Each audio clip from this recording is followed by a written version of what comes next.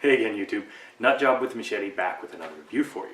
I'm a little bit excited about this one for two reasons. One, it's a foray further into Condor, and it's a Christmas present for a friend of mine, and he's been kind of waiting for it. I told him I wouldn't give it to him until I'd finished up the review, and since I want to give it to him before Christmas, well, we've got today. So it is, I think it might even be big enough I gotta take a step back. This is the Condor Dynasty Dadao sword. They've done some awesome forays into swords. They've got the Sinbad, they got this thing, they've got, I think, a Cutlass. I think now they have a Gladius, as well as spears and the whole kit and caboodle. And I'm actually pretty excited about them. I do have a couple of issues with it, but let's just go through the whole thing and then we'll talk about it. And wait until you guys see the pork test. Holy crap. Oh yeah. It is 32 inches from the end of the ring pommel up to the tip of the sword. I think the blade is 21 1/4. As always, guys, check below for the full specs. It's heavy. This thing is actually pretty heavy. It's 3.4, 3.5 pounds. So you definitely know you're holding it when you got it in your hands. The weight, though, when you put it into the chop, as you'll see in the tests, especially against a piece of box elder, yeah, the weight definitely helps when you're using it. So one thing that they give you is this leather. They call it a sheath. Again, I'm calling it a blade cover because it has no frog or anything like that, which I think is closer to the tradition. For China, I think they didn't have sheaths. I'm not actually positive, but I think they didn't have sheaths. I think they had like a scabbard or a blade cover. Two-snap retention, the reason I put air quotes is, yeah, it actually goes right past this first snap. I think repositioning this snap down here would have held it in place a lot better. But two snaps, fairly beefy. The sheath, blade cover, whatever. This is my only real issue with it. This is, it doesn't feel like it really belongs with this. This is high quality to me, and this is not bad to me. I mean, it's double stitched leather, it's fairly thick. It looks good, but I do wish it held the blade in place a little bit better, and maybe had a frog or something like that you could actually hang it if you wanted to. But this thing, now it might remind you of something else that I have reviewed in the past, and that is the Cold Steel Chinese War Sword, and if you haven't seen the review to that, let's put the link here. Now, what are the difference between this and that? Well, you know what? Let me do something slightly different. I'm going to pause myself for a second, and I'm going to put the specs for the Dadao, the Condor Dynasty Dadao, on this side, and I'll put the specs for the Chinese War Sword on this side, and you guys can just take a look that way.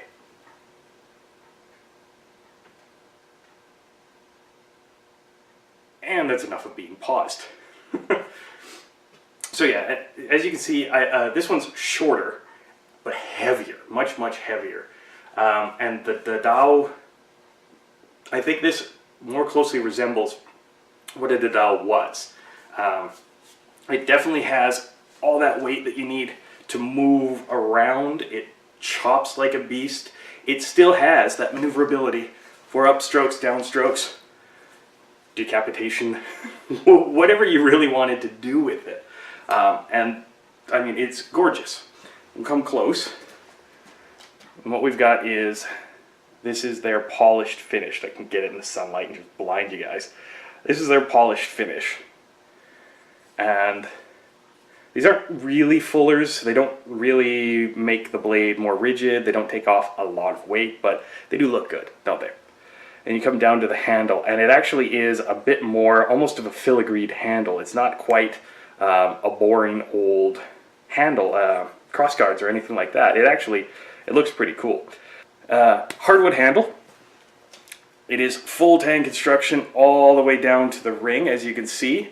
And the hardwood is got 4 pins in place, and I think they actually epoxied it in there, like the handle to the metal, because while impacting into that maple, the handle didn't move at all, which was fairly impressive.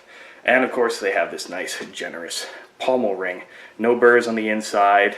It's got a hard spine on there, so you'll feel it if it digs into your finger. But the outside has been polished off. I mean, gorgeous, absolutely gorgeous. My arms are getting tired holding it out there. That's one thing to note. This 3.5 pound sword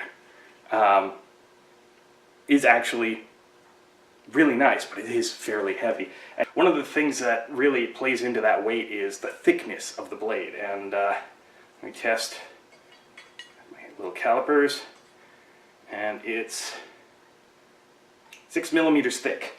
There is a taper. I'm going to get really close so I can hopefully show you guys. But when you get to this point here on the blade, there you go.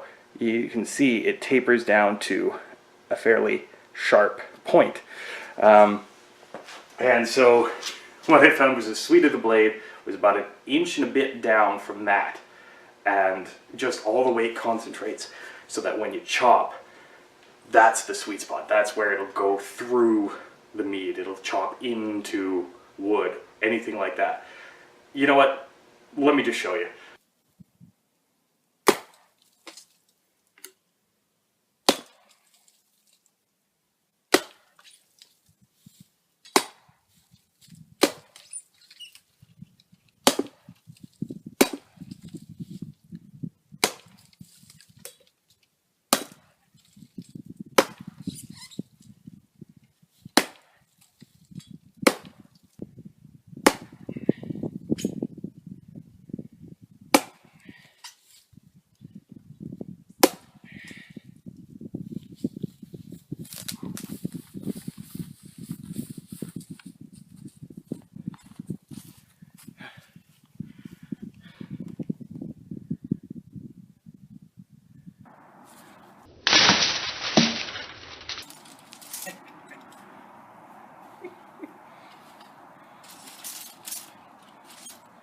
Well, I mean, you might not have been able to see up close on the maple. That was about as close as I could get with the Ranger. You saw that two-handed burying in and me having to actually work it out and then chopping on the 45. Now, I did that basically until my arms felt like they were going to fall off, and then I actually just finished that thing off with a saw. But this buried into that box elder, which it's also known as Manitoba maple, just in case, which is a hard wood. Like, it is a very hard wood, and the positioning of it, it was hanging off on a small tree, which is why I was chopping it there, and it was kind of springy, so thunking into springy hardwood. So, but that pork test, holy shit. Excuse my language, pardon mon français, but yeah. Frozen pork, about as thick as my forearm. Now granted, no bones in it, so I couldn't simulate bone, but frozen pork is a lot tougher than, you know, meaty bits of meat. So, wham, right through it, no problem. Delimmer. I have no idea what Mander's going to call this, but it's probably going to be something along the lines of the delimmer, or something like that. But yeah, all the weight, the 3.4 pounds of this definitely helps. Downward chops, even the upward chops, the balance of this thing is nice enough that I can put my hand on the ring, get good balance, and using my front hand as a pivot, upward chop. Kind of an awkward thing to show slow, but you know. Downward chops, one hand. Like I said, it's heavy. It is fairly heavy. But you can use it one-handed if you want. The balance is there for you to use it that way. It's just, you know, keep in mind the weight. That's about it. Well, and that's about all I can add to this thing. I mean, it is gorgeous. Let's do another close-up, because I know there's some people who want to see the steel a lot more than me. So, that gorgeous hardwood handle, the brass pins, cross piece, this high polish on the blade, nice thick blade. I mean, it's gorgeous. It's absolutely gorgeous. There's the El Salvador stamp from Condor. You know, I mean, it's a thick piece of steel that it looks like I'm taking off my head with as I'm sliding along the camera. And I mean, other than the sheath, there's really no drawback to it. Oh, by the way, on the sheath, just in case I didn't show it correctly, upside down, sideways, the Condor stamp.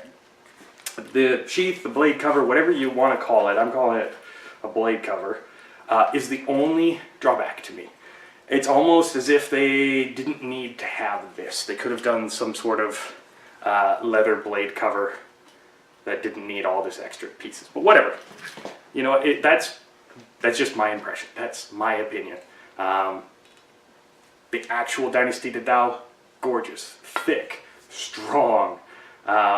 What I recommend when you get this is 1075 carbon steel. So this will rust. I recommend, I used a little bit of that Flitz polish on it, and it also acts like a little bit of a sealant.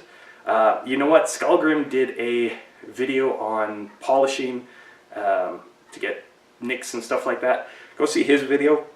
He tells you how to do it and how to preserve your swords afterwards. So go check that out. And yeah, that's about it. I mean, I can't really add anything else to what is essentially a giant cleaver from hell. So yeah. Thanks so much for watching this video, guys. Hopefully I won't take my limbs off with this thing. But if you like videos like this, please feel free to click like. Feel free to subscribe for more videos like this in the future. And as always, feel free to share this video as much as you want. And until next time, guys, I'm Nutjob with a machete with a big-ass sword. Stay sharp.